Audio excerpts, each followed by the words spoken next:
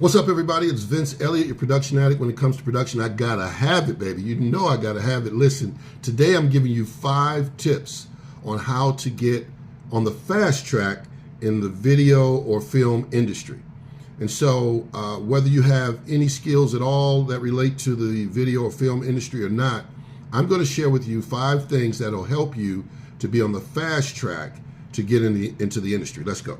So number 1 is you gotta make yourself known and available, right? So if nobody knows that you want to be in this industry, and you're kind of just sitting back at home going, man, I'd really like to get in this industry, but I don't know how. Well, you gotta let people know that you want to get into the industry. So you want to build those relationships, whether it's family, friends, friends of family, or friends of friends.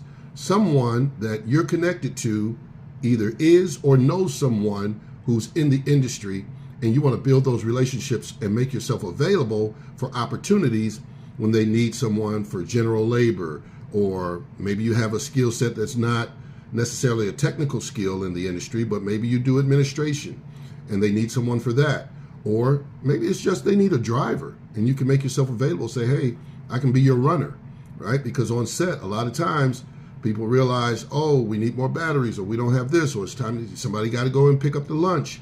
You can be the driver and do that. So make yourself known, make yourself available. But I would say let's back up a step. Even before you do that, you need to set your goal. What is your goal? All right. Once you determine what your goal is, then you want to communicate to those people that you're developing those relationships with. This is what I'm trying to accomplish. That way, from the outset, the person that you're building a relationship with, they can determine whether or not you would be a good fit for the opportunities that they have coming up. Because you don't want to get on set and you're striving to do one thing and they're saying, I need you to do something else. And then now, there's conflict. So basically you want to just get in the room, right? So you can observe and learn. If like I said, if you're just starting into the industry, you want to be able to observe and learn different roles, and maybe you'll have an opportunity to ask some questions. But if you have that communication up front, then you can set the expectations. Your expectations can be set, and then the owner of the company or the people that you're working with can also understand, how they can help you on your journey as well. So communication is key no matter what you're doing, to make sure that there's no annoyance or frustration, because everybody knows why you're there and what you bring to the table, even if you're just an intern. So yeah, reach out and ask about those opportunities, and offer your skills, and get yourself into the room. The second thing, that's number 1, make yourself known and available. The second thing is, don't let pay or no pay discourage you. Right? Now, if you're looking to learn and grow in this industry, then you need to determine if you have to make some money or whether you can afford to volunteer. That's something else you're going to communicate with the people that are offering the opportunity. Either way, however that comes out, you want to make sure that you discuss that up front. So there are paid internships, and then there are non-paid internships. But at least you guys have communicated and the expectation is set. And there's no issues with building that relationship. So I would encourage you that even if it's low pay or no pay, get yourself in the room, get in there and learn as much as you can about the industry, so that you can, again, build up your knowledge, your experience, and your value. This is also something that can go on your bio, right? So just like I had an opportunity to work with some well-known folks, and I was brought on to do whatever specific part I was brought on to do, camera operation or help with video walls and things of that nature, general labor, loading trucks and all of that. But I was able to come back later and say, hey, I worked with this celebrity, and put that on my bio. So now, as I gained that experience, somebody said, oh, well, if you ran camera for such and such, then you that's credible. You know what you're doing, right? Because they're not just going to put you in a position of that great importance if you don't know what you're doing. And you may have to work your way, to that. But again, you're learning, you're growing, you're building value. So the third thing is, and I'm looking at my notes, of course, the third thing is do not show up on time. I know that's going to shock a lot of people. Some of you already know where I'm headed with this. Do not, I did not stutter, do not show up on time. You, my friend, want to show up early. That is very important. You're talking to somebody, so all the information I'm giving you, you're learning from my mistakes, okay? So in my youth, in my younger years, I was notorious for being late. And guess what? All those times that I was late, some of those times I was actually leaving out in enough time to get there under normal conditions. But a lot of those times I end up being late because, I didn't factor in that the weather was bad, or I didn't factor in that there was going to be an accident. I didn't know there was going to be an accident, I forgot something. I had to turn around and go back home and get it. Or, I woke up a little bit later, or whatever the reason is, right? You want to make sure that you budget in oops time. Okay, we'll call it that. There are so many negative outcomes to being late, other than just being fired if you're hired. There are, things that, can work against you just by being late. And one is that you're not prepared. You're not ready to work. And then also, you're not building a good relationship with the person who brought you on. You're not proving yourself to be reliable, valuable. You're missing out on information. It might have been a pre-production meeting. You're just really you're stressed on your way there because you're late. There's just a litany of things that can take place by you not budgeting in additional time. So let's say you got to be on set at 8 a.m. and it takes you, 30 minutes to get there. Then don't leave at 7:30. Leave at 7 o'clock. Depending on the weather, 7:15 at the latest. Give yourself an opportunity to run into some traffic, things like that. There is such a difference when you've left in plenty of time. So when you hit that traffic, you don't stress out. Your heart doesn't start racing. You're like, hey, this traffic looks like, based on my GPS, looks like it's going to be backed up. Set me back 8 minutes, no problem. I left 20 minutes in advance, and now you're at peace. You don't want to be on time. You want to be early, right? And then so it's been said, and you may have heard this, that to be early is to be on time, and to be on time is to be late, and to be late is unacceptable, right? So you want to be a person who's there. I would say shoot for 15 to 30 minutes early. And guess what? If you actually don't get slowed down, if you don't forget anything, if you don't get held up, you get there 30 minutes early, you're not going to spontaneously combust. I promise you, you will not die. And that extra 15 to 30 minutes of sleep is not going to make as much of a difference in your life as you think it will. Some of you already know you have a procrastination problem. Some of you know you have a late problem. Some of you know, I've got a son, and I guarantee you this is no exaggeration. It's humorous now, but he does it often. He will leave out of the house, headed to his vehicle, and probably 5 out of 10 times, he's going to come back in the house and grab his keys. It's just, or grab something he left. It may not be the keys all the time, but 50% of the time, I'm expecting him to come back through the door. So if you know you're a person that, for whatever reason, you just can't seem to get out the door on time, I'll give you an example. Like I said, I'm telling you from my own experience. I'm a person who, most times I like to wake up and chill for a minute. Whether it's in the restroom or whether it's just on the side of my bed. I don't like alarm go off, jump up, run, start getting ready. No, it doesn't keep me at peace. I'm too uptight. I'm too rushed. I like to be able to, for me, I'm a believer. I like to pray. I like to be able to meditate. I like to think about my day, check my messages, do my devotion, all these different things I like to do as I, kind of wake up for the day. So I budget in time for that. I make time for that. So if I know I need to start, if I need to leave at a certain time and it takes me, say it takes me 45 minutes to get ready, then I'm going to budget in an extra half hour or hour just to be able to do what it is that I want to do before I start getting ready. All right, so enough about that. You know who you are. So word to the wise is sufficient.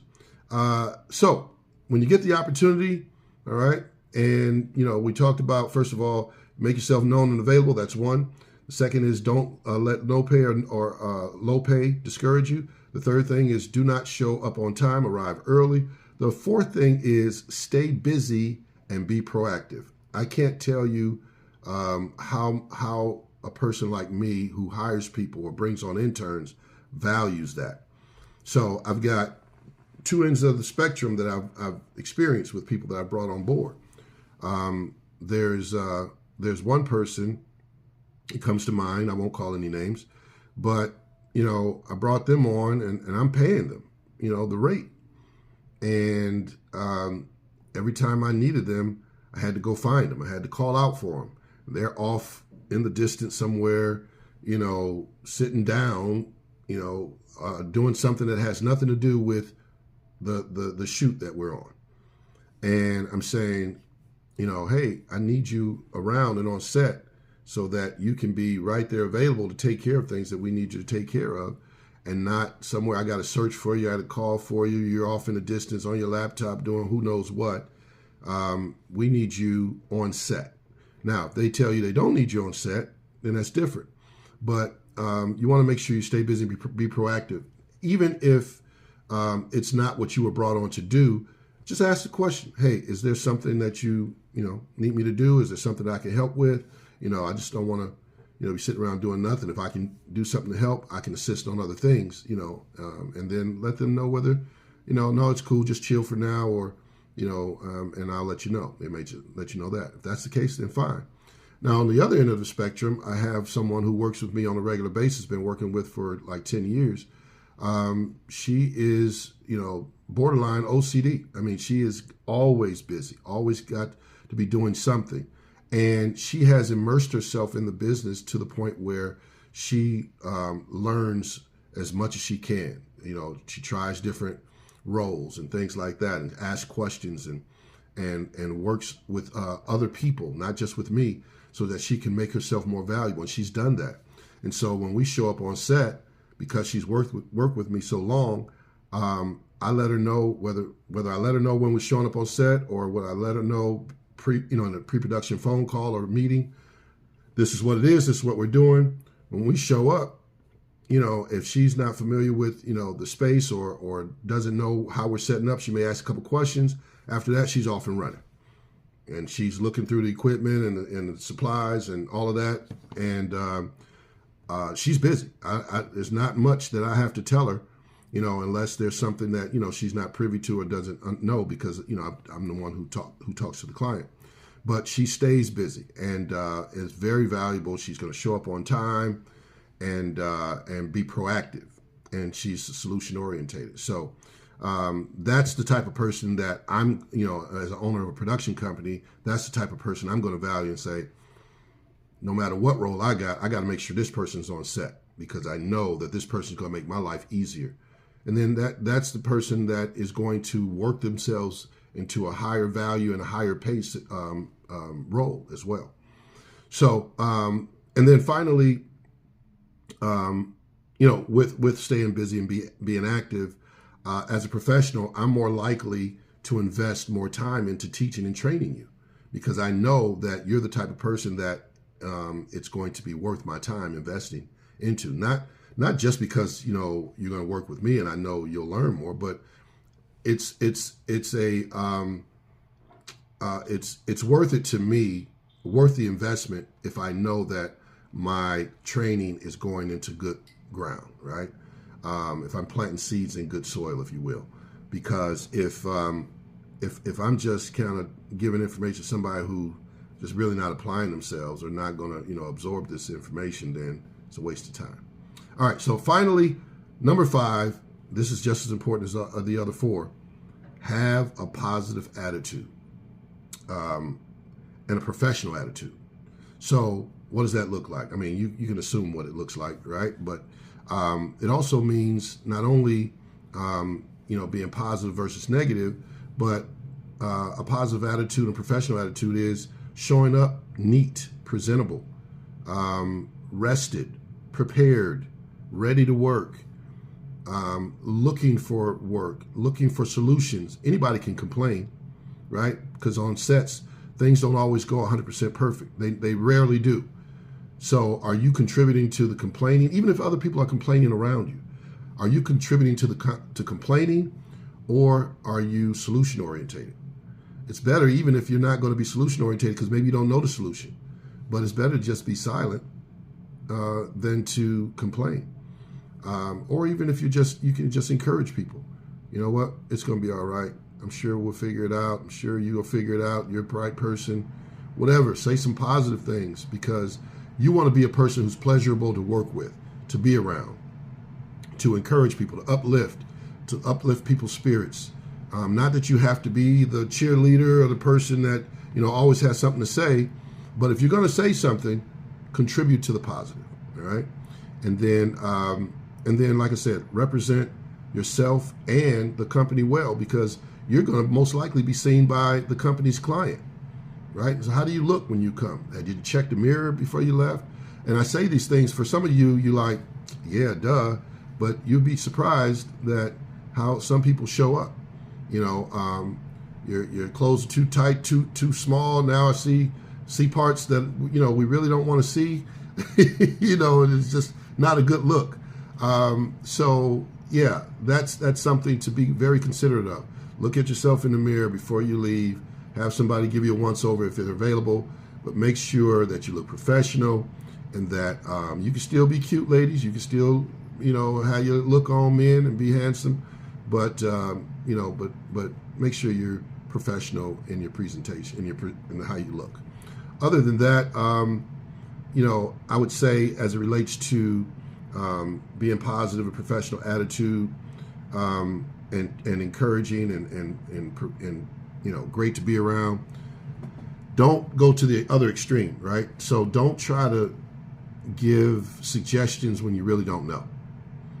You really don't have a real educated guess. You're trying to give suggestions and they're pointless because you really don't know and you're just trying to have something to say. Don't do that, because that can be annoying, that can be frustrating, and it can have the adverse effect in terms of you building a good relationship and showing yourself valuable. So recap: make yourself known and available. Don't let low or no pay discourage you. Do not show up on time. Show up early instead. Stay busy and be proactive. Have a positive professional attitude, and commit yourself to learning, growing, proving your value. Be reliable. Work hard. Develop a great attitude. Your reputation will open doors faster than your resume. Listen, if you got value out of this video, hit that like button, subscribe, hit the notifications bell, share this.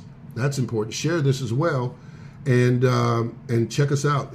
Check me out. I'm going to be doing not only talks like this, but as you can see from the other videos on the channel, do some comedic stuff as well. This was more straight lace, but also have behind the scenes footage.